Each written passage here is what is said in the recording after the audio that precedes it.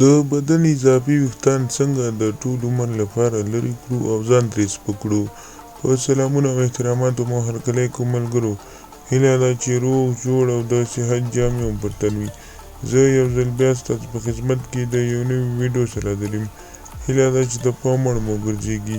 تر هر څه دمخه باید یادونه وکړم که زموږ چینل مو نه وي سبسکرایب کړی نو زموږ چینل سبسکرایب کړئ او په خوا کې ورسره د ګونګړي نښان ووهئ ترڅو زموږ راتلونکي ویډیوګانې په اسانۍ سره وکتلی شئ.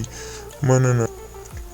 که غواړئ چې د ټول عمر لپاره د خپل بدن څخه هغه اضافي ویښتان لرې کړئ چې کوم تاسو ته خوښ نه وي او ښه نه ښکارېږي، نو تاسو که غواړئ چې د دغه ویډیو څخه مطلب واخلئ نو د ویډیو تر پایه راسره اوسئ ترڅو په ویډیو په مطلب ښه ځان پوه کړئ.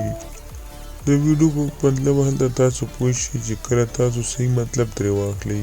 نو راځئ زه به تاسو ته ووایم چې هغه کوم شیان دي چې تاسو کولی شئ چې ویښتان ورسره ختم کړئ. هغه څو شیان دي چې تاسو کولی شئ چې د دې سره د ویښتان د 3-4 میاشتو لپاره ورک کړئ او ځان ترې بېغمه کړئ. نو هغه یو ټماټر دی، 2 دانې لیمو دی او 1 کریم دان دی. تاسو باید داسې چل وکړئ چې لومړی به ټماټر د اوبو څخه پاک سوتره کړئ او بیا به د ټماټر هغه اوبه چې په مابینځ کې وي هغه به تاسو یو پلیټ کې واچوئ. هغو څخه به تاسو دانې هم لرې کړئ چې دانې ورسره ګډې نه شي. نو تاسو به 1 لیمو هم ورسره واچوئ، یا که 2 شي یا که 1 شي نو تاسو به دا ورسره ګډ کړئ. له هغه وروسته به تاسو د غاښو کریم هم ور واچوئ او د دې سره به یې مکس کړئ.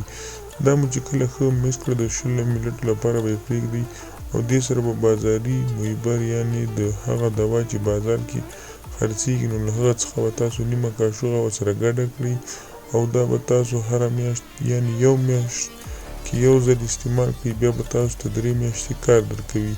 دغه ډېره په ذمهوارۍ او په ضمانت سره ډېره ښایسته دوا ده او تاسو کولی شئ چې په کور کې په اسانۍ سره ترې ګټه واخلئ. او بله دا شرمګاه هم سپینه ساتي او هغه دوا چې بازار کې خرڅېږي نو هغه کې کیمیکل استعمالیږي بیا د انسان بدن ته ډېر ضد تاوان رسوي. د بدن په هر ځای وهلی شي یو د مخ نه علاوه نو تاسو هر ځای ته دغه ګټه رسوي. خدای دې وکړي ملګرو چې زموږ ویډیو مو خوښه شوي وي لایک کړئ، شیر یې کړئ او زموږ چینل هم سبسکرایب کړئ. مننه.